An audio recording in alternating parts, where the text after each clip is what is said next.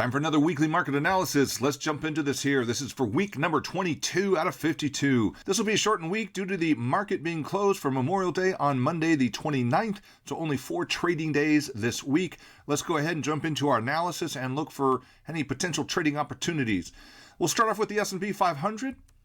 We can see this monthly chart here is still in its slow, steady grind higher, so is bullish, slightly bullish, and it's just climbing higher and higher and higher here. I put in there a bearish resistance area really starting about the 426 going up to about 454 or so, and price is pretty close to it. It's just about there. And so I put a little arrow there describing what the most likely outcome will be. So I would expect price to climb a little bit higher, get close to that bearish area or even into it before it starts its reversal down. On the weekly chart, we can see that price is almost completely through that resistance over there going on the left. That's that red rectangle area there. And it's done quite well. We see the higher highs and higher lows. We recently had a box pattern that price broke out of, which is also quite bullish and encouraging for more bullish behavior. And, anytime we get those higher lows, that usually means price will continue higher, and that's exactly what we've seen happen.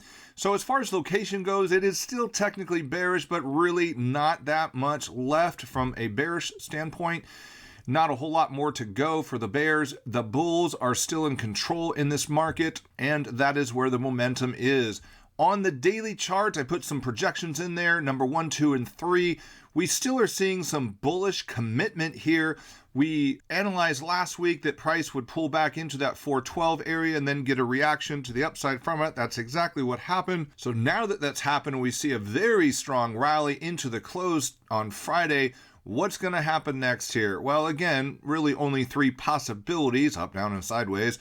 But in this case here, because it's bullish, we would expect more bullish behavior.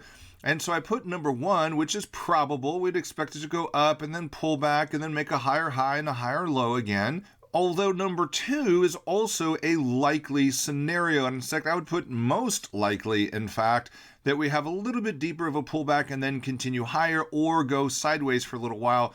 And then number 3, definitely possible that price just eventually goes down lower and lower and lower and starts a downtrend. That's always a possibility, of course, but I would say because of that bullish behavior and because we're almost through that weekly resistance there, our most likely scenarios will still be heading a little bit higher. So either number 1 or number 2. Next up, we have the NASDAQ. And before we get to there, quick reminder, we do have a free trading community with some goodies and free education and stuff in there. So I'll put the link in the description below. All right, let's jump to the NASDAQ 100.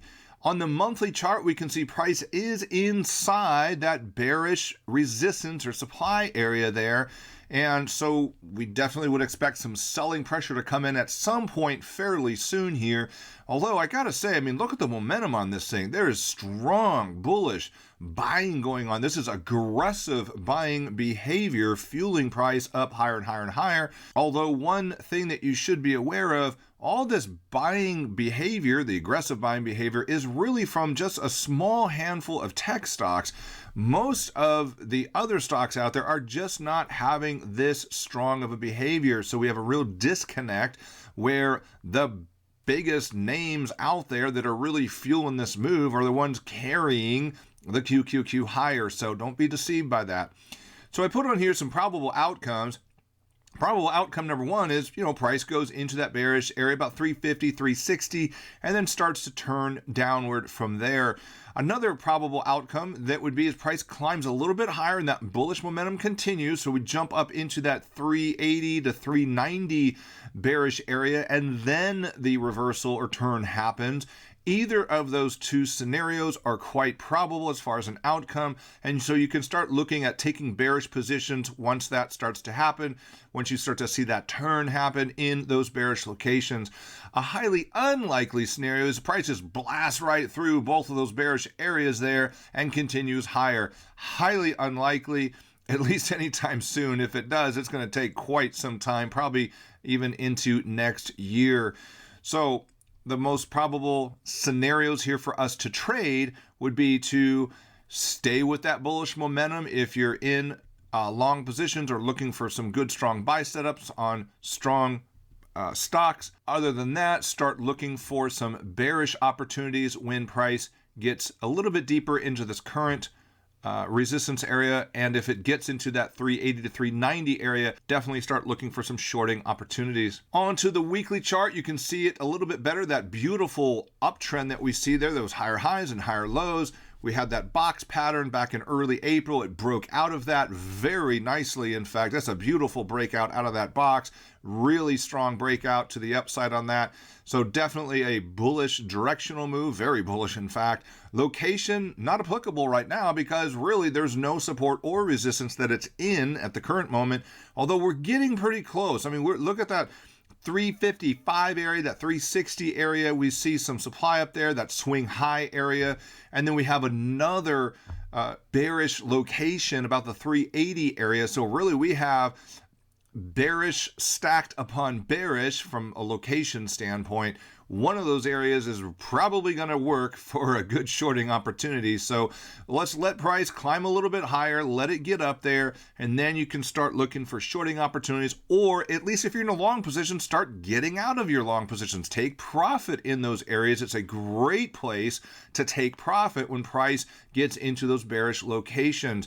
So whether you're looking for shorting opportunities or looking for an exit for your bullish long positions, those will be some great areas for you. All right, on the daily chart here, we can see that price has had an explosive rally, extremely bullish close into the weekend. What a great rally going into the weekend and finishing the week strong. And you can obviously see the big gap up from a couple of days ago as well. And those higher highs and higher lows obviously telling us quite bullish. I put on there 3 buy zones worth considering. It might be a little while before price actually pulls back into there, but the first one's going to be about, the 336 range right there would be the first one. And then you have 2 more a little bit lower down at the 322 area, and then again about the 316 or $17 area. So any of those 3 buy zones would be worth considering for your own trade setups. Stay tuned for next week's analysis.